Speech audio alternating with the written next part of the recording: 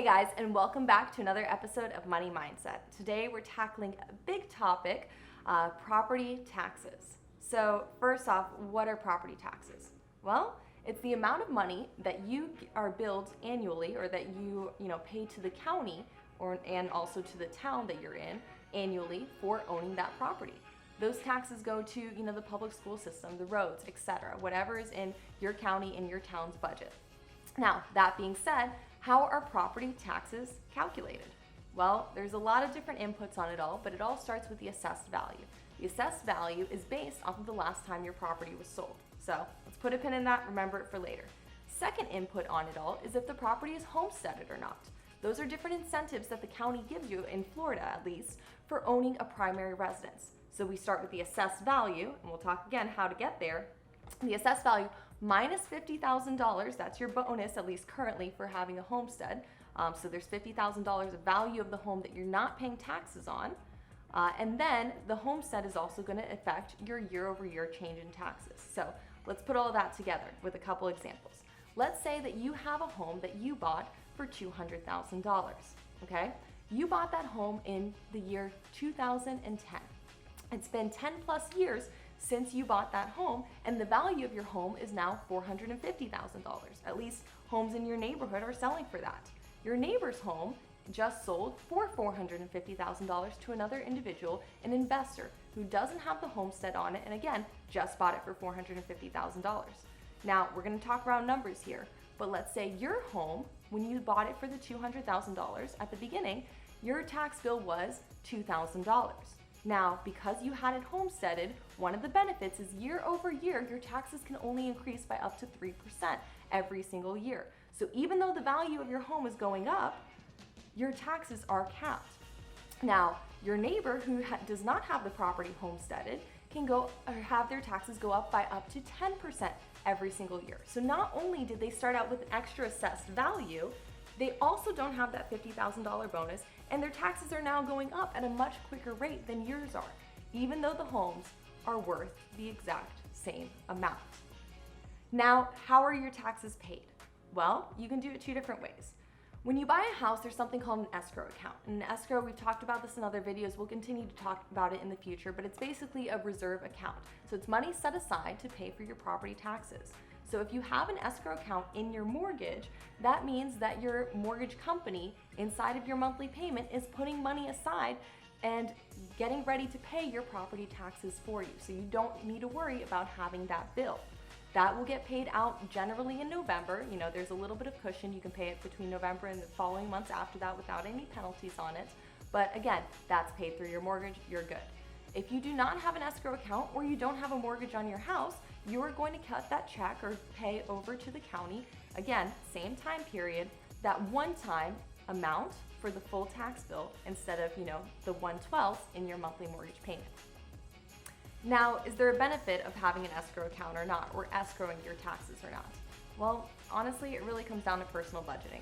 And most people don't have the ability to waive it, because you can only waive having an escrow if, again, one, you didn't even have a mortgage to begin with, but most importantly, if you are entering a mortgage with at least 20% equity. So you're putting 20% down, or you're doing a refinance where you already have, over that 20% equity mark. So most people, they're purchasing a property at 3.5% or 5% down or whatever it is, so they naturally have a escrow account paying those taxes for them. All right, so we talked about what property taxes are, kind of how they're calculated, or at least some of the basics on it, and then we also talked about how they get paid. Well, a few other things we should know about here. First of all, how do you find out what your property taxes are, or is there a way that you can go ahead and calculate what they're going to be ahead of time before purchasing the property? Or, how do you figure them out? Well, you go to your county's property appraiser's website, and this can vary county by county on what the website's actually called, but just start with a Google search or ask your local real estate professional on how to find the taxes in your area. They are public record. And on most counties' websites, there's actually a little calculator in there, so you can see, what the taxes will be if the home sold for X amount of money. Now, one of the biggest questions that I get when people are doing a refinance is if the refinance will affect their property tax bill, because after all, they are reassessing the value of the home at a much higher amount. Well, the answer is no. They don't affect it because you're not actually having a transaction that's being recorded as a sales price for that property. So when you're doing a refinance, you're not interrupting the stream of how much your house is assessed for. Now, this is what I think is the most important part of the video, is that your property taxes will change when you're purchasing a home. This is actually one of the number one, if not the number one, critiques of the mortgage industry, is that when you're getting a mortgage, the loan officer or the person that's writing your mortgage for you isn't explaining this. So I want you all to pay attention to this part. So let's go back to the home purchasing example. Your neighbor who just bought that home for $450,000, even though their tax bill, let's say, is now $4,000 on it all currently before they buy the home, after they buy the home, their tax bill is now $7,000. How did it jump up so much overnight? 1 year it was $4,000, the next year it goes up to almost double. Well, that's because when they were buying the home, originally the taxes were based off of, again, the last time that house was sold. So it was limited or restrained by that amount. Now that they've purchased the home for $450,000, it has been reassessed by the county and their taxes will jump up for the next tax year on it all. So again, how does this circle back into the complaint and the things that you need to pay attention for? Well, a lot of times, like I said, when you're getting your escrow account going, it's going to be based off of what the old tax bill was. That's the best guess that the mortgage industry can do. So now when you're going into, the 2 years down the road, when you've already owned the home, your mortgage company gets a tax bill and they say, hey, well, you owe us $7,000 this year. And the mortgage company looks around and says, oh shoot, we've only been collecting enough to pay a $4,000 tax bill. So they send you over a letter and say, hey, there's a $3,000 discrepancy. We've got a few options. You can cut us a check for that amount and we can go ahead and pay it for you, or we can just jump up your payment in order to do it. So then people have their, their mortgages jump up in a monthly payment, and that, that's close to a $300 a month rise in your payment in order to meet those future tax bills. So it's very important to understand where your property taxes are at and where they're going to be going when you purchase a home. Now, there's sometimes that you can purchase a home and the property taxes will go down. That we could do a whole nother video, but I'm just gonna touch on some of the highlight points there.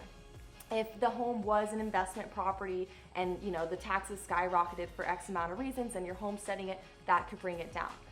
If you are a veteran and you have a certain amount of disability that was awarded to you by the VA and the military on it all, you are exempt from the majority of your taxes and your tax bill is pretty much zero every single year. Hopefully you guys enjoyed all of that. I know there was a lot in there, so thank you guys for sticking with us on it all. But comment below if you have any other further questions we can get into in later videos. And like always, if you enjoyed, please hit subscribe so we can continue to make this content for you guys. Thanks, bye.